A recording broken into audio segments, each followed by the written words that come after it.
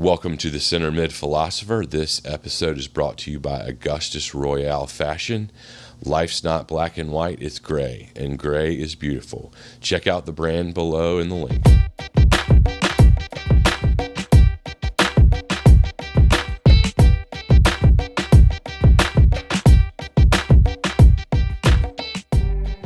All right, ladies and gentlemen, welcome to this week's episode of Center Mid Philosopher.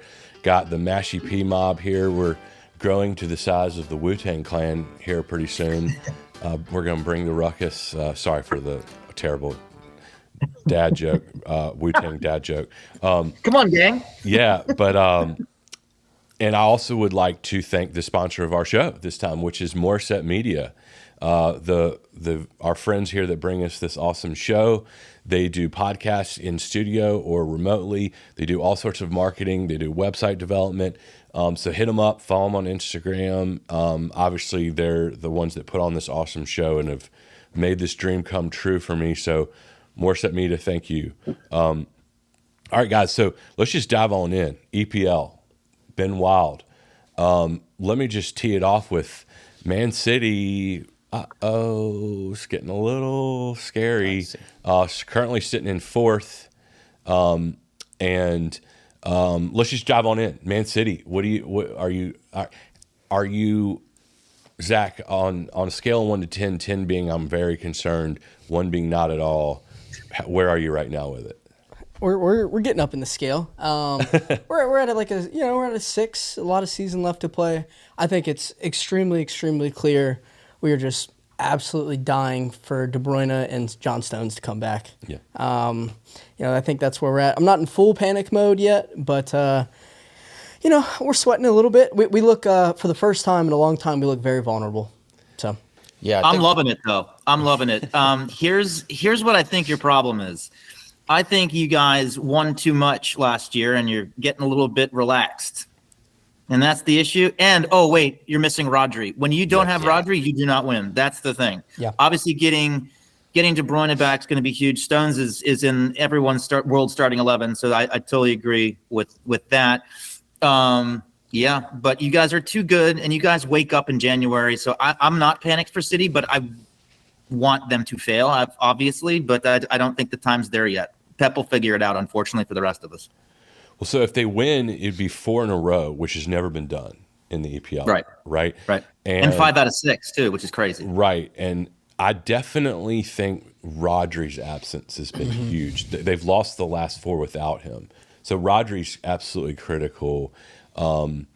They need KDB back, but he's almost a distant memory at this. I mean, not really, but they need him bad. But I mean, I don't think they're going to get him. Yeah, we said in a previous episode, Rodri is the most irreplaceable player that we have. We don't have anyone in his profile, so when he's nobody out there, does. He's the second best defensive midfielder in the league besides my guy Declan, and he tucks his shirt into his shorts, which means he's a proper football man. Yeah, that's right.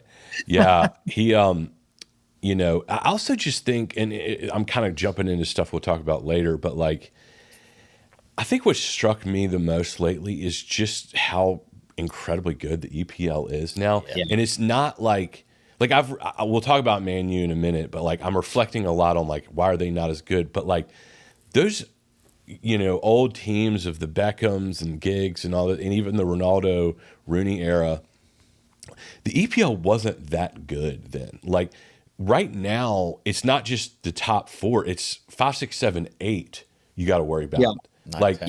I mean, West Ham, obviously top. I would even further.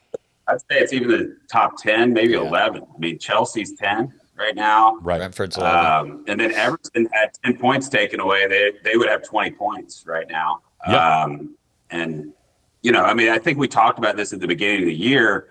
That the money that comes in, from TV rights, just allows the depth, to and the opening of the game. If you're talking about the teams from the Giggs and the late '90s teams, early 2000s, you look at where they drew their players from, and a lot of it was the British Isles, Northern Europe. You would get the best Norwegian player and some Swedish players and some French, Eric Cantona and whatever. But it was not you aren't picking off the best Spanish players. You aren't picking off the best South American players, especially Brazilians were hardly a part of the Premier League until Hey, my guy, you really the like team. you also forgot the influx of state-funded oil money into the league too. That's helping out with the player contracts as well.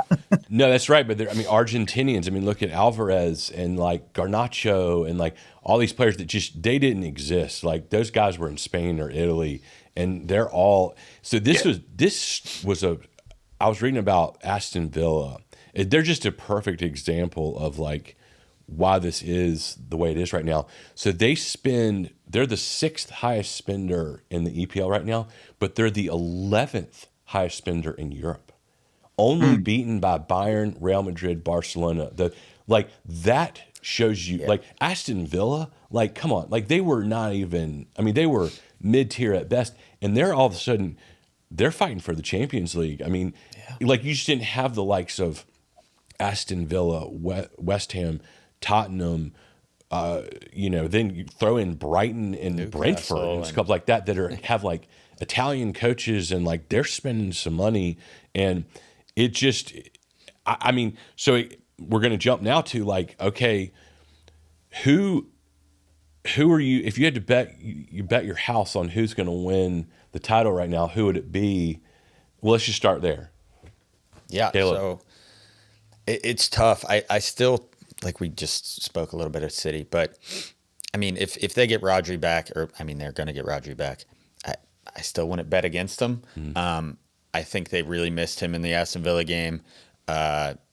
Without KDB or Rodri, they had Akanji, I think, starting in the midfield. So yeah, I think my money would still be on Man City. They have so much talent. Pep, he's won it, 3 years in a row now. So I would still put my house on City probably. I would put my money on Arsenal. Hey, Spencer, go from there. I mean, I think it's Arsenal. I think they stand the best chance to withstand the never-ending barrage that is of punches that is the EPL, just because they are a 9 out of 10 talent, too deep at every position, which you educated us on, Spencer, on a previous episode. But I don't know. My money's on Arsenal. What do you think? So, okay, a couple of things. I think Arsenal is a great bet. Obviously, I'm a little bit of a homer pick. They need to withstand the injury bug. They have been plagued with injuries last 2 seasons. Tomiyasu just went down again. That's a huge problem. If we get Timber back and this team can beat Aston Villa on the weekend, and then they can beat Liverpool on the 23rd, I think we get through December winning the games, then you got a horse in the race.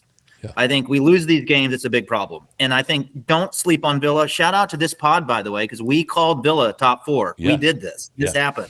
So getting back to who I think can actually win it, City's the easy one. And I hate to say it, I think they're the best team still in the world. So get that off the table. I think, Matt, Liverpool, they fixed that defense and they fixed that and they get that midfield right. They have such an attack, but they look so damn chaotic when they go. But it's so fun to watch. Darwin Nunez hits like 1 out of every 6 shots on target, but they're awesome. The chaos is great up front. But if they fix that midfield, get it balanced right, and they fix the defense a little bit, they probably have the best chance of surpassing Arsenal and City, in my view. Yeah, and I'm alley-oop this right over to Caleb, but I feel like Liverpool's the team that no one's talking a lot about. Yeah. And I'm like, man, they're so good. They could sneak in there, and because they are. It is really almost. It's a toss-up between Arsenal, Liverpool, and Man City. I mean, I feel like so. The next batch of questions is, well, tell me everything you want about. Yeah, so Liverpool's doing well. Yeah, they've been great, and we've spoken about their midfield kind of revolution and bringing in. They brought in 4 midfielders. It kind of goes back to what Spencer spoke about a little bit with depth. Is what I'm worried about. If Szoboszlai gets hurt or something like that, we still have Europa League as well. I feel like there's not going to be a lot of spark in the midfield if we lose, him or McAllister. I am worried about the defense a little bit as well. The Fulham game last weekend Matip is gone too, man. He's gone for a while. Exactly. That's terrible. And that's another depth. Like if Konate or Van Dijk go down, not a huge fan of Gomez. They have a youngster, Kwanzaa, who's looked decent, but once again, he's like 19, 20 years old. So I love the midfield renaissance that's been going on. I love Solbazai, McAllister as well. I like, I guess it was Wednesday, he played a little further up the pitch. They had Indo coming back in the 6 role, but Look at that goal he staying scored, by healthy. the way. Oh, it's insane. Unreal. Insane. So like anytime you can have a team that just needs to come up with 4 goals and they do it with 4 effing worldies to win a game, that's awesome. But that's also the sign of a champion, like winning things late. You see that with Arsenal, you see with Liverpool, they like have that thing this year. Yeah. And City don't seem to have that thing, by the way. So I just think City still looks as great as they always have, but like everyone else is just coming at them. And like Liverpool, I mean, I if you had to say today, pick the best player in the EPL, I would say Trent Alexander-Arnold. Ooh, right now, like as in hot right now? Right this second. And ooh, come on. Which, by the way, well, he is crushing it, and he's like completely revolutionized the way a right back plays, even though he's an aspiring. By not playing right back? Right. Well, hey, but like it's pretty awesome when you can get 2 goals from your right back. Yeah, but he's a midfielder. He's playing like he's playing the David Beckham role. He's not a right back. He's just stuck in a piece on the puzzle, right? Like, but yeah, he's awesome. But come on, best player right now, Martin Odegaard. Let's go. Well, last week, yeah, but you know. Who invited this Spencer guy on? I don't know. I don't know. I'll sign off. Sorry about that. So all right, so could we all agree that Liverpool, Arsenal, Man City are really looking good to be top 3? I don't know what rankings those are going to be, but who's the 4th? So I was going to ask the question. I feel like we're all relatively on the same page. Like that Spurs, they don't have enough consistency to get there. Are we all? It's the depth. It's the depth as well. They were Emerson a month ago. They looked, they're center backs against City. So. And I those feel guys. Spurs just want October back. Can I give you guys one stat? I'm not a stat guy, but this is hysterical because it came from Mesut Ozil on Twitter, now X, right? Tottenham are the first team in the Premier League history to fail to win 5 consecutive games despite going up 1-0 in each of those games. That's first. Secondly, they're the first team to have lost 3 consecutive matches despite going up 1-0 in each match. So they are Spursy, and I love it. Yeah. It's almost like their style of play, because of the way they play, like the highest of the heights that Spurs can reach, is that good enough to win, even at their best? I just think the way they play, I love watching it, but can they consistently produce results that get them to the top of the table? I think we're all under the same impression that, probably not. It does remind me of some of the early Klopp years with Liverpool. Sure. Where they could score 4, but they could give up 5. Yep. That's a great shout out. Yeah. Do you guys follow the UK media and the coverage? I do, and the coverage on Ange Postecoglou is over the effing top. This guy is like, walking on water over there. I'm going to tell you something. He's a good coach. He's not the best coach in the world. And sometimes when you dig your heels in and you say things like, we're just going to play our way, that's not the way to win games. And that's why Tottenham are losing right now, because they're not adjusting, because their coach is like this big, lovable Australian walrus, but he's not actually adapting to the games. And this is why they're Spursy, which I love. Keep going, Ange. So, yeah, I mean, I'll just go around. Like, who do you think it's going to be? Who's that 4th team? Aston Villa, 100%. You Book think it. Villa? What do you think, Caleb? It's really tough. I'm going to go Newcastle, actually.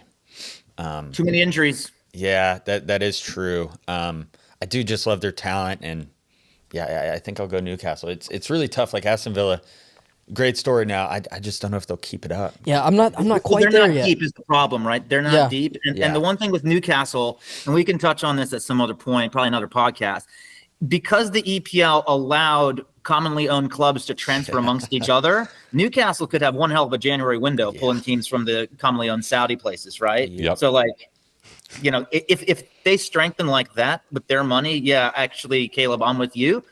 They could surpass, but as of right now, too many injuries, not enough depth. That's my thing. It's just, I mean, it could be anybody, I mean, Tottenham could kind of regain their form, and because they were looking like they were it. Yeah. Well, they could go on a run of 8 games, 9 games unbeaten, and no one would bat an eye. Mm-hmm. It'd be very common. I think this is been one of the most interesting years to watch from just like an entertainment standpoint. Agreed. Obviously, in years past, Man City with what we've done. Yeah, I'm not gonna say it's wrapped up by this time, but yeah, we. We for sure. Hey. Yeah. Anyways, I just think it's a really, really entertaining year from a neutral standpoint. Agreed. This is if you've never watched the EPL before, this would be the year to jump in. Yeah. Right. Oh It's my so God. fun. Yep. It's unreal. Well, I feel there's going to be competition through the seventh spot. I mean, for the Europa Conference spot. Yeah. There are 11 teams, really 10 teams that have legitimate European champions, which is crazy. The depth of the league is just incredible, and I mean, especially when you compare it to the other leagues, the other major leagues, Spain and Italy. well, Now- I'd be remiss if we didn't talk about Man U just a minute. In that, it's like a identity crisis because every other game, one game, it's like, should we just all jump off a bridge? And then the next is like, well, wait a minute, are they maybe like? But I mean, I still They're lean on 3 points off City though. They're Yeah. actually grinding out results. They're not that bad. surprisingly. They just are terrible to watch. They're in sixth. I mean, I'm just saying, it's like not they're that bad. sneaky there. Like I would not pick them to be the fourth, but I'm just saying, like, Well, they finally did something that I didn't want them to do. I've always wanted them, if they want to take a step forward. I called it out previously. Like, I don't think Rashford is the guy. Like, Yeah. extremely, That's a good call. extremely likable. He does everything okay, I suppose. But if he's your most prolific player up front, I have some hesitations. They dropped him, and they did well. and they did well. Well, so he's not like he's a goal scorer who's always been streaky, and he's a great guy off the pitch and a model person, right? But he's not what they need at all. And if you look at the team that they field there, McTominay is their Ballon. sort of like chaos merchant. He's the only one that makes a difference. Anthony's terrible. Rashford doesn't do it, but McTominay's kind of like Scottish Messi. Yeah, The he best gives me goal scoring he gives me like Fellaini vibes that one year, Yeah, right? Like totally. you just throw him up there and be like, yeah, he'll probably squeeze. He'll the do goal. something. Yeah, He'll do for something. sure, Yeah. for He's sure. been great. They got Kabi Mainu was a revelation Beast. and I don't know why Ten Hag has been so insistent upon holding him back. I mean, start the guy and play him because like, sorry, Amrabat, but maybe take a seat. I mean, I thought he was unbelievable. Unbelievable. And, He's great to watch, but he doesn't provide you the defensive cover that I think Ten Hag wants. That's the only difference. He's a kid, man. He's going to be amazing, but this is a lot of pressure. Old Trafford is a cauldron of pressure at the moment and anytime. Mm-hmm. And he's one to keep an eye on. But I think Amrabat, he kind of has to die on that hill, Ten Hag, because they paid a ton of money on loan for this guy, and he's not that good. He had one good World Cup. Sorry. Right. I just feel like Ten Hag is he's stubborn on certain players when you're just like He's Dutch. That's what happens. Right. Well, it's like Garnacho. It's like, dude, he finally started doing it. It's like, come on, dude. Like, go ahead and slot him in. And like, did you see his assists in the last game? That guy needs to be in every single lineup. Yeah. Sorry. Yeah. Ridiculous. Play the kids is what I would say.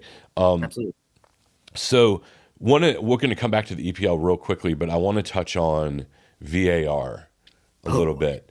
Just, I mean, I don't really know where to go with this conversation other than to just open it up to the group and say, how much does it change the game?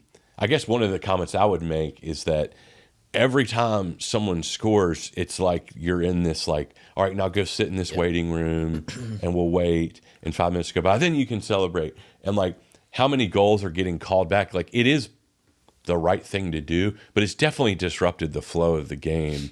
A lot of purists don't love it. Should they let referees run the game a little bit more than they are? It just seems like the VAR is the VAR too involved. Yes, and so I want to be clear here that I've prepared no statements on VAR, so this is kind of off the cuff here. Mm-hmm. However, I will say that I don't have a problem with VAR as it is. I have a problem with the execution of VAR and the people doing it and the impact it has on the fan experience in particular. If you've been to an EPL game in the last couple of years and seen the screens, well, it says goal check up there, like on the screen, they don't tell you anything what's going on, and you have to wait sometimes 5-6 minutes to get a result. So that first and foremost. I'm in favor of getting rid of VAR. Let the refs make mistakes. Let them be human. Let the game be human. This is where this should be. But what happens is the people in VAR and the referees sort of like fraternity, they're protecting their mates and they're making decisions to protect the on-field refs like reputation and character. That's bullshit. Get rid of that. You got to either get a bunch of nerds like us running VAR who have like engineering degrees who can go there and actually draw the lines and figure it out, or you just get rid of it because you can't have ex-refs and ex-players doing this. So they honestly don't know what they're doing or they're biased. That's it. Done. Well, I don't know what the data would be on this, but I feel like the number of goals being called back is got to be, 65%. Yeah. Oh, it's awful. No, it's higher than that. I bet you it's higher. I mean, bet you it's higher than that. it's like you score and you just know, well, there's 80% chance that this is getting called Yeah. back. And I think you can just ask the very simple question. VAR in its current state, does it make the game better? I think all 5 of us would say no, it doesn't. Nope. And I think that's as simple as it needs to be. I don't mind, human element in the game, but when it's there to protect the referees, as fans and as, people on teams, like we don't care about that. Well, they're still getting One they're final still getting point on calls this wrong. though from me. Oh, go ahead, Caleb. Sorry. I was just going to say they're still getting calls wrong. Like it's not like, like Tottenham, Liverpool, for instance, which was bizarre, that Luis Diaz had a goal called off. And it's just like a lot of these calls, they're so subjective almost that, I think it would have been fine. Whatever they go with on the field, they're going to stick with sometimes. But So just back to VAR real quick. I think VAR is particularly shit in the EPL. yeah, If you look at how VAR is implemented in the World Cup and in Europe, it's not as bad.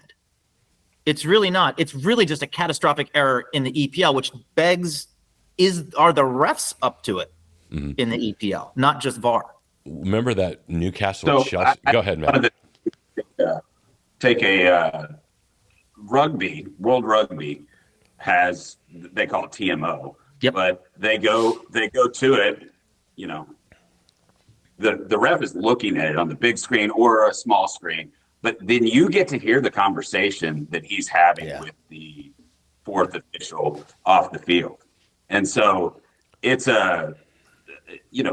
it clarifies where they're all coming from and what they're seeing, how they're seeing it. They're seeing the angles. You're watching in real time what the ref is seeing, what the other official is seeing. He's making a recommendation to the ref, but the ref has the final say on it.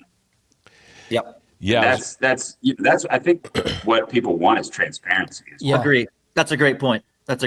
Well, like Yes. that Newcastle Chelsea game, it just like that was a good. If you guys remember that, it was a great game, but like VAR's influence on that turned it into just like chaos. And there was it's like a bunch terrible. of red cards, and it just like completely railroaded the game. It was a good game, but it was like really violent and like I don't know, it just kind of messed up the whole flow. Yeah. And jumping back to the EPL a little bit, as we're a third of the way through the season, thought it'd be kind of cool to and we won't go through every team, but to just kind of take stock with who your MVP is of the season and who your MVVP of the season is. And MVVP is most valuable possession players. And it's just interesting that they're different. Basically, those that create the most chances with the ball as they advance. And obviously that slants heavily towards forward and midfielders, although there are some surprising that aren't. But I just wanted to kind of dive in and get your subjective, who's been your MVP so far. So Arsenal, what do you guys think? I mean, come on, it's Declan Rice. There's not even a question. Right. That is a softball and a half. He's won 2 games single-handedly at the death horse and probably won another 6 throughout the games with his contributions. He's fantastic. That for Arsenal, that's an easy one. But interestingly, the MVVP is Saka. Interesting. Of course. Yeah. Of course. How about Liverpool? What happens with Arsenal is Declan Rice is going to be so important down the stretch for obvious reasons, but for reasons that don't get picked up. The wingers, Martinelli and Saka, are now getting doubled up as part of a tactic. And so it's freeing up space for other players. But if Saka and Martinelli get doubled up, Arsenal have to find a different way to win other than Saka. So I think you're going to see Odegaard and Rice become even more influential. Yeah. I'm done. Yeah. Yeah. But it speaks to how many weapons they have right there. It's like, how do you choose between that group? But how about Liverpool? Caleb, why don't you give us your MVP? Yeah, it's probably Szoboszlai for me, just the energy he's added to the midfield. Already spoken about him a little bit, but He's everywhere for them, and I feel like previously, before we added him, somewhere we'd get bogged down, and when we'd play, smaller teams lower down the table, where they'd sit in against us, and we'd struggle to break him down. So I think he's been huge in revolutionizing that. And he wears very tiny boots. He wears boots that are like 3 sizes too small. Really? Is he really? Wow. Yeah. He says that's the reason for his, what he does. Really? What about Can't trust the Hungarians, man. They're weird. Yeah. What about you, Matt? Like that. What about you, What's Matt? that? What about you, Matt? Would you say Slobozai? Yeah, I would. I mean, I think you could also go with. You could add McAllister to that, and the difference in the midfield this year is everything, really. I mean, obviously Trent Alexander-Arnold coming up and doing their 3-box-3 or whatever they call it. They did that last year, though, at the end of last year, and it worked well. But you can see the energy, like you said, that we needed youth in the midfield that was sorely lacking. Jordan Henderson and Fabinho were just so long in the tooth. And also a fake LGBTQ plus ally too. Get rid of that dude. You have Diaz becoming, growing into himself in the league, which was, last year was rough. So. Yeah, his dad got kidnapped too. Kudos to him. Nunez, excuse me. Right? I know. Nunez, but Diaz. Yeah. That's a tough go. Yeah. The MVVP is Mo Salah. I mean, that kind of just highlighted that. Yeah, but he's still scoring some pretty epic goals in big games. How about Man City, Zach? I'd probably give it to Doku or Alvarez. I think, and it's kind of a two-edged sword, right? I don't think to win the league, I think another player has to step up and kind of take that mantle from him. A lot of it's injury-based too. As far as like kind of the possession-based player, I don't know. They just play, they're like a machine, so it's a little bit more, get a little bit from everybody. I'd probably throw a Kanji. He's been pretty well. You should throw Ederson in there. That guy's your best player. Secretly. Ederson? No, it's funny. It's funny you say that. Anyone else getting some question marks recently? His performances have not been, Champions League and top of the Premier League worthy. If I were him, I'm like starting to, not hit the panic button, but there are some question marks where there haven't been in years past, for sure. At least you don't have Ramsdale or Raya fighting off to be the equally mediocre second backup, so whatever. Yeah. Doku is actually listed as like the highest rated MVVP player in the EPL. He's increased the team's likelihood of scoring by 5% single-handedly. He's my favorite to watch right now. I mean, he just looks and moves differently. If you know nothing about the game and you just had to watch 5 soccer games and he was in one of the 5, he would very clearly stick out as just, his style and everything that he does. Where did he come from? I honestly don't remember. Was it Belgium? It was a Belgian team. France? Yeah, he was Belgium, but he did he played a stint in France. I can't remember. Was it Lyon maybe or something? But anyway, it's the Nell team. Yeah, but someone also mentioned. I listened to something recently about how he is that good. However, he's such a 1v1 player. Yeah. Has he maybe disrupted the team's chemistry a little bit? I mean, I don't know. I mean, certainly he's been great, but that's I kind of made that shout. If he is your best player, most important player, as we've discussed, I don't know if that's enough to get them to the top. You know what I mean? Not downplaying what he's done, but just from a broader perspective, I really don't know. Zach, has a question for you. Yeah. Has he, from what you know and what you think, has he replaced Grealish as like the starter there? Is that it? It's cemented and Grealish is coming off the bench because he's still drunk from the Champions League win? Yeah. I think so. And Caleb and I offset, we argue Grealish about this fan. all the time. He hates on Grealish. I love him. I love him. I love him. I do too. I do not think you can take, via his previous team, Grealish, versus now. Like, he's not going to be the same player, right? I think he does a lot for us in possession, just kind of keep the ball and then allow those runners to move forward. But to answer your question, I do think Doku has kind of made that spot his own, with just the performances that he's put out. And do you want to know what probably is the hardest job in the EPL? It's being the Manchester City team doctor trying to assess whether Jack Grealish has a concussion. Yeah. Yeah. He's a bonehead to begin with, right? It's like how do you even know if he's actually concussed? He went into the 10 in the last game. Like, what are you going to evaluate? Concussion tests and like hydration levels. It's He's just still drunk. he just needs full attention all the time. All right. Well, how about Newcastle? Anybody have a MVP of the season thus far for Newcastle? That's tough. I think it's hard probably not to say Anthony Gordon. The most punchable face in the EPL right now. He's the title holder. Also, the most British-looking face that there is. Yeah. Okay, punchable. Him and Cole Palmer are neck and neck for most British haircut and most British face. And most punchable face too. Cole Palmer too. Oh man, absolutely right. I mean, on the Mount Rushmore of punchable faces. They gave like the extreme bowl cut. Both of them. It's just like real high up there. Yeah. Like, but actually, the MVP is actually Kieran Trippier. Trippier. Well, which is the only fullback on the list that's actually. Well, he's their best player for sure, in my opinion. That's just me. Had a rough day at the office against Everton, but well, and interestingly too is saying that like Trent Alexander-Arnold can't. Who would you go with it right back there? Again, we've established that he's a center mid moonlighting as a right back, but Trent Alexander-Arnold can't crack the starting 11 with Southgate because of Trippier. Who would you put there? I'd get rid of Southgate and play them both. That's the right answer. Right. that's where I'm at. Cool. Or how about Chelsea? This is a tough one. Todd Bowley, MVP. Let's go, baby. Yeah. I'm gonna go with Cole Palmer. I was gonna say it might be Cole Palmer. Cole All Palmer. the shtick we just give him, it still might be. No, he's been great. He really has. Well, and so to me, angling towards Southgate in the 11, I'd get him in the 11. That may be crazy. Ooh, get him on that plane. Yeah. Woo. I think he's just got it lately. I mean, he just has a way of finding the goal.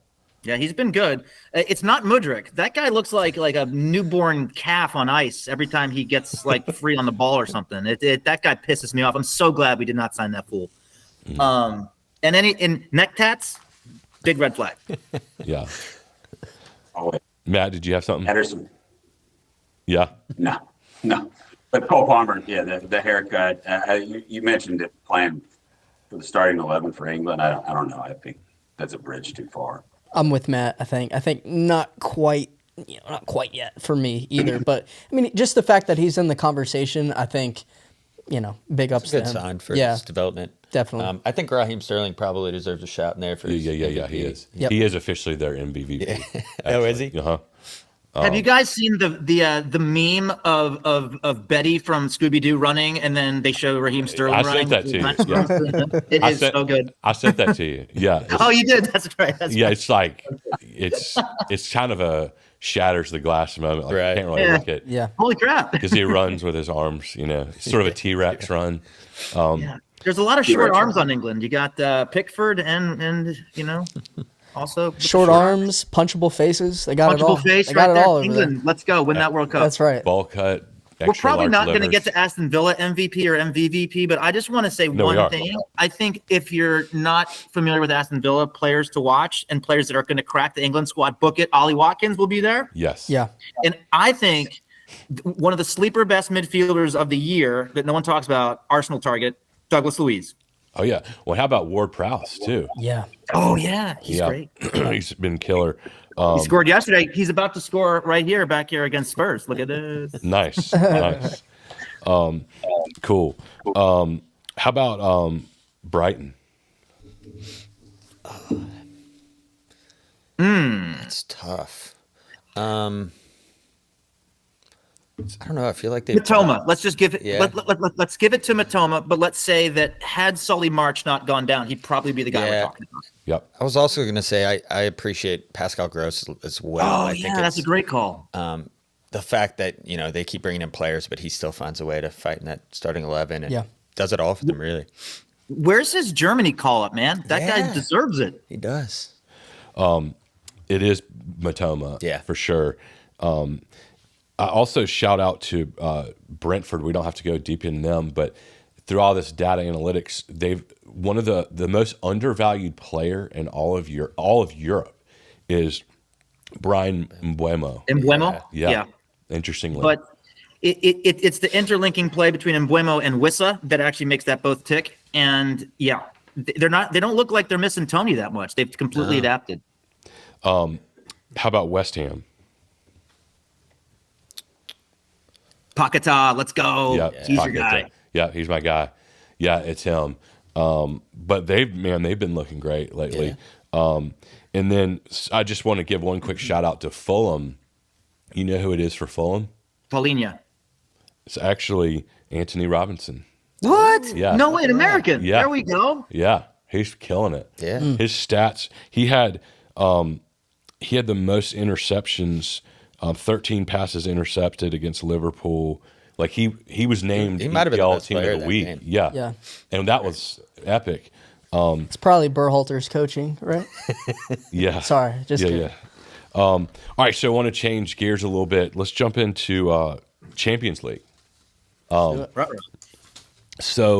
it's so much to talk about there, but why don't we just say who of your heavyweights, who's your favorite to win it now? I'm You gonna want me to go?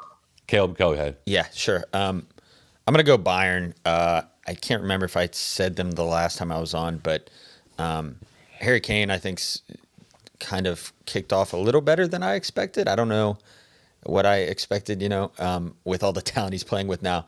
But I think they're so talented, and I think they're undefeated. I think they tied Copenhagen recently, but yeah, I think that's my favorite. I think once you get into the knockout stages, on their day, they'll beat anybody. What about you, Spencer? I also had Bayern. I think I've got a double dip here. I think Bayern win the Champions League, and I think Harry Kane gets the Ballon d'Or here. Ooh, That's we were going to get to that. But only if he wins the Champions League. Yeah. Which I think they will do. Everyone wants to say Arsenal. It's easy. I don't think Arsenal's got the depth to do it this year. They're stretched too thin. Well, mine is actually Arsenal. Oh, yeah. I think they're going to do it. They just. Oh, man, wouldn't that be great? They just, to me, just look the best. I don't know. I mean, it's going to be hard. It's hard to supplant the likes of Real Madrid and Bayern Munich or Man City for that matter. But I feel like if there's ever a year to do it, this is the year for them. It's a cup competition, though, so it's a little different. So you're right. They might do it. Yeah. What about you, Zach? 3 teams I had circles. 2 you already mentioned, Arsenal and Bayern. I think the other 2 obvious ones are Real Madrid and City. But out of the lot, I had Bayern pegged as the one that I'd bet the house on. We'll see. Just like every other year, just like in years past, I think the Champions League is wide open. Just similar to the Premier League this year is what I was trying to say. I think it is wide open, and I think you could list 5 to 6 teams that if they won it, nobody would be shocked. Right. I feel like you can't say that every year. That's right. What about you, Matt? I think Matt signed off for a sec. Okay, cool. So how about next for like mid-level teams that you think either could make a run or just make some noise? Anybody? I got one. Go ahead. I got one. For me off the bat, and I didn't prepare this. I wish I had. Real Sociedad. I knew you were going to say that. Yeah. They are awesome. They are awesome. are. Watching them play is so fun. They're wide open. They have. Oh, I feel sorry for the Basque people. They got a player there named it's Ender Baranexia Muguruth, who I think is probably in the top 2 or 3 best young players in La Liga. Atleti has the other 2, in my opinion. We won't get to that today, but I think Sociedad, they're not going to win it, but they're fun to watch. So if you're tuning in, and instead of watching like the Golazzo show and watching everything, watch a Sociedad show live, just themselves play. When they're leading the group, right? I mean, it was super crazy. I think they have the least amount of goals given up in the group stages so far. Yeah, and another player I love, Taki Kubo, got the Japanese jersey on right now. Really, really exciting young prospect. Couldn't really was at Real, I think 3 years, and kept getting loaned out. Finally found a spot. So that's an exciting team. I love that team. What you got a mid-level team? Real Sociedad was actually my pick. I'm sorry. No, that's all right. You can do that one. Yeah, that's mine is, and I don't even know if you can. This might be cheating. I don't know if you can count this a mid-level team, but Atletico Madrid. That does not count. Okay, that doesn't. How about Well, I'll just say this. I was right about Lazio. They made You were? Yeah. That's a great call, and I totally shit all over you for that, and I apologize. No, On air. I'm sorry. as I was doing it, I was like, this might not be right. But then, against all odds, I just feel like they're not that good, but they kind of find a way, sort of. Like, Immobile just continues to, like, score in big moments. And he can score for Lazio, can't score for Italy, but you know what? This has proven something. You always got to trust the coach who eats cigarette butts. Sure.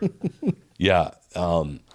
You have any mid-level teams? You guys kind of covered them. I just think the one team, and this obviously will not count, but I would not count out PSG. Obviously, not a mid-level team, but I feel like out of all the bigger teams that aren't getting buzz, they're probably the most prominent that sticks out in my mind. And get rid of Neymar, get rid of Messi. Surface level, are they better? I think you watch them and they just flow better as a team. So again, my answer is a bit of a cheat, but that's probably what I would contribute. No, I like it. I love Lucho as a coach, and I think Dembele, if he stays healthy, is one of the best players in the world and most influential in the game. So if he gets hot, they got a chance. Absolutely. Yeah. That group's really fun too. I feel like every week I think I know what's going to happen in those games, and something crazy happens. Yeah. Well, Newcastle's been doing great. Yeah. It's also worth taking a moment and saying farewell to our sayonara to our Japanese Celtic friends. And I was wrong about Sevilla. They did not translate Europa success to Champions League success. And AC Milan, I mean, what the hell happened there? I don't know what's going on, but are they done? They're not going to win the Liga. I'm sorry, Serie A. They're not going to win that. And they just haven't had consistent performances in the Champions League. They've gotten close and they've looked all right, but the results didn't go. Yeah. Well, the good And news, play Pulisic. Do it. the good news of AC Milan is Pulisic is doing great. Yeah. Yeah. He's got 7 goals, and every game that he scores, they've won, which is awesome. So he's having a great year. They just have underperformed a little more than I thought they would have.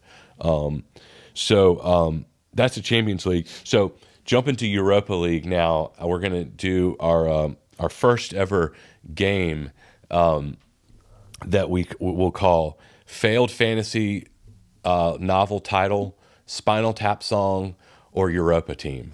All right, you guys ready? Okay. All right. All right. Right off the top, Persepolis Rising. What were the other two options? So failed fantasy league novel title, Spinal Tap Song, or Europa Team. Spinal Tap Song. Yeah. Fantasy. Fantasy. Yeah, I was going to go fantasy. Hacking. I'm going to go Europa League. Yeah. Europa. Oh, all right. Shark Sandwich. Or like shit sandwich. Spinal Tap. Spinal Tap. All right. Clam Caravan.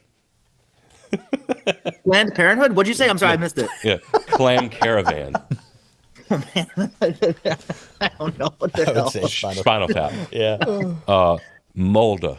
Molda. I know They're Molda. Europa. Europa. Yeah. That's Europa for sure. Mort. Europa. Fantasy. Fantasy book. Sheriff Tiraspol. That's definitely Europa. Their coach left to go fight for Ukraine, which is awesome. Yeah. The Moat in God's Eye. We're going to go fantasy Tap title. Yeah. Fantasy. Sex Farm. Spinal Tap. The name of Matt's vacation house. Carabag. That's Europa. Lick My Love Pump. Lick my love pump away through on away goals. What is it? Spinal Tap. Spinal Tap. 100% Spinal Tap. TSC Bakatopola. Europa. Slavia Praha. Europa. Europa. Sparta Praha. Europa. The Amulet of Smarkand. Jazz Odyssey. Spinal Tap. Iron Council. Fantasy. Spinal Tap. Fantasy. Survey. Europa. Smell the Glove. Got to be Spinal Tap. Spinal Tap. Hell. Lask Lens. That's Europa. Europa. Cups and Cakes. Spinal Spinal Tap. Tap song. Sturm Graz. Europa. Don't Touch That, a Dungeoneer's Guide. Fantasy title. A title. Europa Conference League. Yeah. The sun never sweats. Spinal. Eris Limassol. Europa. Yeah. All three. The throne of bones. Fantasy. Genk. Europa. Europa. Saucy Jack.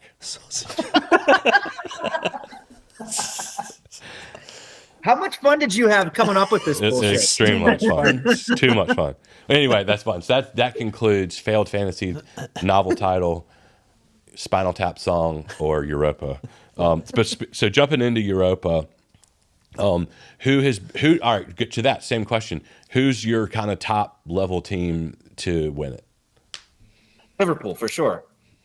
I'd probably lean that way as well. I mean, obviously Leverkusen's in there as well. They've been super impressive so far in Bundesliga and in Europa League. So Xabi Alonso's probably not there too long, right? I would imagine in the next couple of years. He'll be Well, Real Madrid it's been rumored that, because I mean Ancelotti is, he's definitely Well, I see him rumored toward the end of his career. to coach Brazil. Brazil and coach teams in Saudi Arabia. Yeah.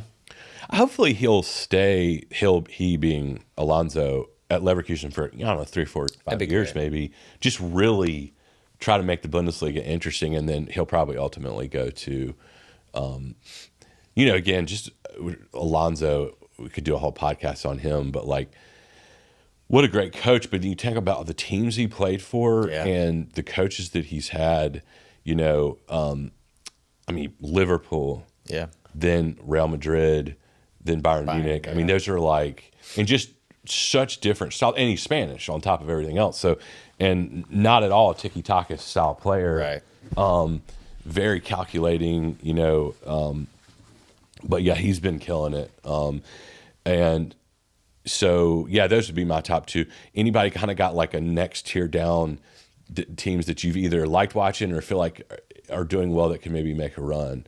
I've been Atalanta has been one that I'm like could sneaky maybe make a run, and Marseille has been doing fairly well. Anybody got one? What happened to like Pierre-Emerick Aubameyang having like a resurrection here? He's been on fire. But he looks so old. Yeah. Like I never thought I would get like really, really nervous when he scores and does that flip. You're like, oh, your knees, you need this. Don't do that. Please don't do that. Yeah. Yeah. Yeah, he's having a renaissance. He's having a renaissance this year for sure. Yeah. Marseille's a disaster, but yeah, he's good.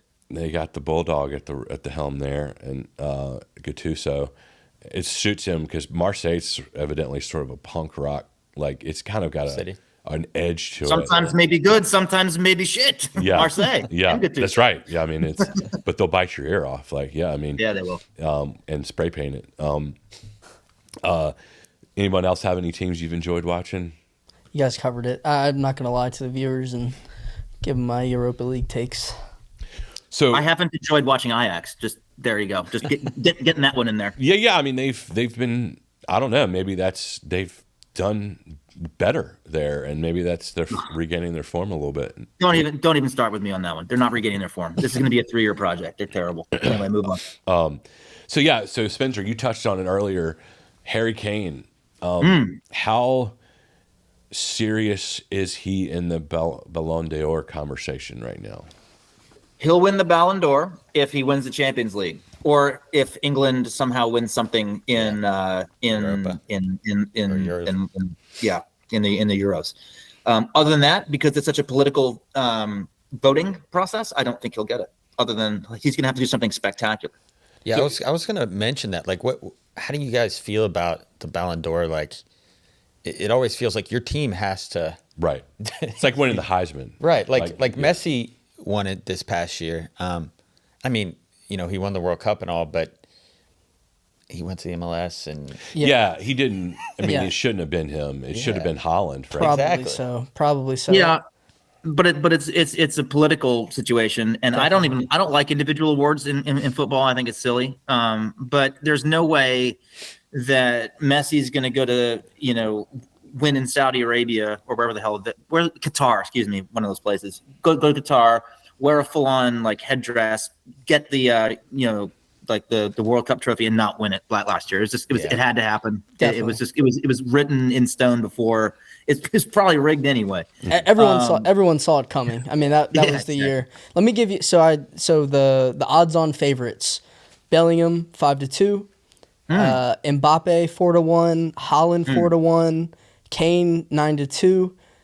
Don't like this next one. Messi 8-1. How in the world would he? He is not. See, that just shows you how ridiculous it is. Yeah, Messi should. Messi I should don't be know. nowhere near that. I don't know, especially where he's playing that. Like, how would that even be possible? Last couple here: Rodri 16-1, De Bruyne 20-1, and the last three: Vinicius, Salah, and Cristiano Ronaldo, all at 25-1. So there's your favorite list. Well, yeah, I mean, my top three are Haaland, Bellingham, and Kane. Yeah. Those are my top three. Yep. And I mean, to your point, Spencer, I think it's winning the league title and Champions League. I think if Real Madrid wins, Bellingham wins it. Yeah. If Bayern Munich for wins sure, it, then Kane wins it. Yep. City, That's right. Holland. Yeah. But I just thought it'd be interesting because we just don't. I feel like Bayern. There's a lot of interesting things about Kane's move from the EPL to Bayern Munich. Like, in a lot of ways, that's looking to be such a genius move. Yeah. Because just the pressure cooker that we talked about at length on the show today is just relentless of the EPL. Like, Haaland is probably the best player in the world, but like, he's just got the likes of, the Villas, the Tottenhams, the Man U, the Chelseas, just coming at him every time. Where you go to Bayern Munich and you can kind of they're just crushing it. And he's kind of just quietly dominating everything. Yeah, out of sight, out of mind. I think Harry Kane's a better footballer than Haaland. I don't think Haaland's a good footballer, honestly. Like, technically, he's not that good. He's a finisher, but he needs a specific type of service to be able to score. He misses a lot of goals, guys. Like, he's not as good as Kane. Kane plays center forward the way it should be played. But like this time last year, it would have been laughable to suggest that Kane was better than Haaland. I'm just saying, is it the move? Maybe. I mean, not. I hear you, Spencer. I agree. Even as a City homer, like, I think Spence's take, like, that's not a hot take in my opinion. It's really not. I would have loved to see if Harry Kane moved, let's say 2 years ago. One or 2 years ago. To City. I would have, right. I would have I would have loved to see the landscape of soccer where it's at now. Because I think he probably should have moved 1 or 2 years earlier. But it's amazing to see what he's doing over there. So it's just some interesting stuff about Kane that's pretty mind-blowing to me. Since the 2010-2011 season, here's a list of players who have averaged 1.5 combined goals and assists per 90 minutes of the Europe top 5 leagues. Messi, Cristiano Ronaldo, Ibrahimovic, Lewandowski, Neymar, Suarez, Mbappe, Higuain, and Gareth Bale. Simply put, that's a hell of a group to be mentioned with. Yeah. Harry Kane is one of those as well. Now, here's a list of players who have averaged 2 combined goals and assists per 90 minutes. You know what? Can you name that list? It's one person. It's Harry Kane. It's Harry Kane. Yeah. Just let that sink in. Like, oh, wow. I mean, again, he's just kind of all quietly over there. Yeah. But it's like, wait a minute. Like, this guy, and Spencer, I think you just kind of nailed it. You're like, everyone's like, oh, well, Haaland, no, it's Kane right now. And I think it's just sort of interesting how much of the world focuses on the EPL, obviously, but all the while, Kane's kind of doing things that even that list of names I just named weren't doing, which is pretty wild. So wanted to switch gears just a minute here on La Liga and point some attention to Girona, whatever you want to, however Spanish you want to say. Girona. And just first of all, highlight to the viewers and listeners that watch them. It's a really cool story. 5 years ago, they were basically on the brink of insolvency and just non-existence. They play in this small stadium, and then comes CFG City Football Group, and now they're contending. They were leading La Liga at one point in time, ahead of Real Madrid and Barcelona. And they've got some incredible players. Savio, they got a great left back. They got some great forwards. But I don't know if you guys have had much of a chance to watch these guys, but Spencer, you were also going to highlight the seedy underbelly of Girona. Well, I don't want to take all of that. I will say that, it's a great story. They're basically La Liga's version of Brighton. They rose like a phoenix from insolvency. It's a cool story, but they do have the support, meaning money and players from the City Football Group, which does take a little bit of the bloom off the rose to me. I would like to highlight something different. I would like to say, if you want to watch a team in La Liga that you might not know, watch Real Betis and watch the season that Isco is having. Yeah, I love Isco. Let's go. Come on. No, I love Isco. And you got to love his story, too, because, he was on, people were trying to force him into retirement, and he was just like, I just want to keep playing. Like, I just love playing. And he's really just playing for the love of the game now, and he's killing it. I always felt like that's one of those things that, like, I hated. He kind of like had lost 3 years there of and he was like a constant starter for Real Madrid, and I thought he was fantastic. But you know how old he is, by the way? I did not know he is 31 years old. I did not. I thought he was like in his 20s still. Yeah. Nope. 31. Yeah. Well, he got lost in the shuffle a little bit Right. at his time at Real. I mean, Sure did. yeah. Then, all right, let's jump to Bundesliga for a second. Who is, and we talked about this a lot, but let's talk about it again.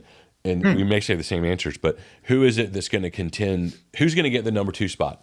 Is it Dortmund? Is it Leverkusen? No. Is it Stuttgart? It's not Dortmund. So it's going to be Dortmund. Hot take on this pod. Dortmund will not qualify for the Champions League next year. They will finish outside the top 4, and Stuttgart will finish inside the top 4. Mm-hmm. Yeah, they look great. What about you? Or how about your homies? Leipzig? Yeah. Yeah, they've struggled a little bit in the league. I liked them a lot more in Champions League. They almost had City. Yeah, they were on it. And then sure Spencer like prophetically called. He's like, it's going to be 4-2, but it ended up being 3-2, which was close. I tried my best. Yeah, yeah. Hey, real quick, Caleb, is Danny Olmo going to leave Leipzig? Like, what's the story there? I'm not sure, to be honest. Okay. I feel like he probably should. With all the youngsters they have, I feel like they should kind of roll with them. Because I heard Arsenal's like looking for him, and I don't want Danny almost on my team because he almost always scores, but keep him away from our front 3. Anyway, sorry about that. And then kind of one little on Serie A.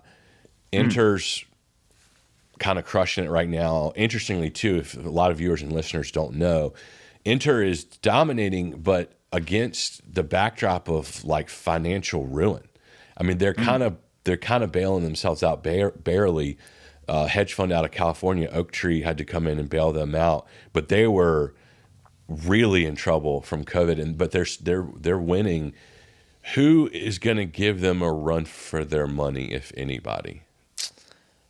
I would probably say nobody. I think they're going to run away with a little bit, but I mean, Uwe, I think, has been a little surprising because they lost a few games early in the season, and I thought they were just going to fall off. They're also fun to watch. They still have McKinney and Weah, and they kind of put McKinney all over the place. I mean, he's played wing back, he plays in the middle, but I think they'll probably keep it the closest. Well, I find I'm watching more Serie A than I maybe ever have. Yeah. Like It's wide open. It's so fun. Right. And so like I'll find myself going, because there'll be a point in the day where like, well, I can watch the last 30 minutes of Brighton, Tottenham or whatever, or I can switch over and watch Juventus play, Monza or something. Right. And you're like, I'm going to go watch that, because to your point, Spencer, it is wide open. And I mean, for the Americans, like they're playing over there. Yeah. And I mean, you got to love Juventus now because McKinney is he's in there. I mean, he is like, and they wanted him out. Yeah. You're right. They tried to get rid of him. Forgive me. I've done not enough research for this question, but what's the points differential at the top of the league between Inter and Juve? And I think is Milan or Roma 3rd and 4th? How does it go? It goes Inter, Juve. I think AC Milan's actually 3rd. Okay, but Milan 3rd and Roma 4th. Yeah, Roma 4th. Okay, cool. And then so then Roma's my team. Let's go. Napoli's got to be 5th or 6th. They're 5th, probably. tied on points. Okay. with Roma. So I feel like it's not insurmountable for Juve to get there, but it's like a good 5 or 6 point lead maybe at this point. I think it's 3. Just look it up. 2 points. 2 points. Oh, Point lead. Yeah. So, yeah, I mean, and again, Spencer, you've talked about this before in the past. Like, where should Gio Reyna go? I mean, go Serie A. I mean, just go to, because like they're getting minutes and it's good. You know, it's not the EPL. I guess another question I would say is, what do you think is better right now, La Liga or Serie A? Serie A by far.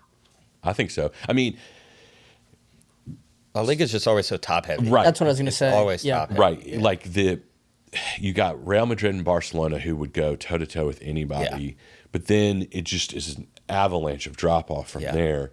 Whereas EPL, you know, as we talked about, they're number 5 through 12 would trounce La Liga but Serie A, it's like it's pretty even all the way, and then you start getting into like the Empolis and the Lecces and stuff that but like, I mean, Napoli, Lazio, Roma, Milan, Inter, Fiorentina. You want to throw out Fiorentina is the doing best great. kit in Italy, buddy. Let's go. I know. I had it up here earlier, yeah. So okay, now let's jump to. Let's talk about who your favorite striker of the month is. Anyone want to lead us off? I'll lead us off. Yeah, go for it. I actually had 2. Love it. Kind of going back to my Red Bull Leipzig with Lois Openda. Had a couple goals against Man City. Young Belgium, full of energy, high work rate. I think he's got 10 goals maybe in the league, 4 in Champions League. So yeah, really love watching him play. And then my other one was probably off the board. Alexander Isak. I really like watching play at Newcastle. When they bought him, he was a big purchase from Real Sociedad. Tall, lankier striker, but he's at least to me, I was kind of surprised how technical he is. And he has good link-up play, pretty good finisher. Those are he's my 2. perfect for that team. Yeah. He really is. I didn't know if it was the month or just one we want to touch on. I just love Son at Move Centrally. Caleb and I, you don't like that one, Spence? No, I do. He's great. Caleb and I have talked, for years before we started the show, before the show kicked off, and I've always thought that he was destined for like that Real move or Barca or just some, the pinnacle of world football. Can connect, can kind of play, be part of the build-up, can finish. He's kind of like the complete all-around striker. I don't want to touch upon 2-footed. He's awesome. Yep. No, you're right. He can play wherever awesome. too. An Play in the wing. absolute beast. And I love that he like carries the whole weight of his country on his shoulders. Like there's just something that I just like about that. I don't know. Mm-hmm. He is in every single ad in Korea. Every single one. Every single one. Everyone. I'll get mine out of the way. I've already mentioned this person again. Guys, watch Ollie Watkins. I knew, That guy he can play. He's much like Son. He can play across the front 3 in any position. He moves well. He finishes well. He's going to be an England call-up. He's going to be Kane's backup. Let's go. This is gonna, y'all are gonna be like, what in the world? But mine is Morata, Atletico Madrid. Okay. He's just been. I just feel like Atletico Madrid, especially in Champions League, they're just quietly kicking ass, and Are you picking these guys based on their attractiveness? Because if so, you win. Sure. Yeah. He's and but Griezmann has also been having like a bit of a renaissance. How old is Morata? I feel like he's been around for He has been around, But he was real young. Yeah, when he came out of the scene. he broke on the scene. He was real, supposed to be the next really big young. thing. Yeah, he seems like forever because he was like starting at 18. He's been killing it. This is also a super deep cut, but keep an eye out for Endrick for Palmeiras. Oh, yeah. 17-year-old going to Real Madrid. But he's not going to be there for long. Yeah. No, he's going to Real Madrid next year. Yeah. As soon as he turns middle of next season, he can go. That one goal he scored with kind of the fake shot, and he kind of trapped it down with his knee was insane. Yeah, he's Never seen anything like that. He's the real deal. I think I read that he's going to be the only teenager to ever get his own football boot. Or maybe it was like before 18 or something. But yeah, I mean, he's definitely going to be talked about for years to come. And then let's just wrap it up with if you guys would do your perfect 11 in the world right now. Yeah, and I if you need to think on it, you can while we go. I could probably try, okay? And you guys have to count if I get 11. Okay. So, okay, let's easy stuff. Perfect world 11. All right, let's see. For me, Allison, Saliba, Stones, Trent, Davies, Rice, Rodri, Bellingham, Kane, Mbappe, and Haaland.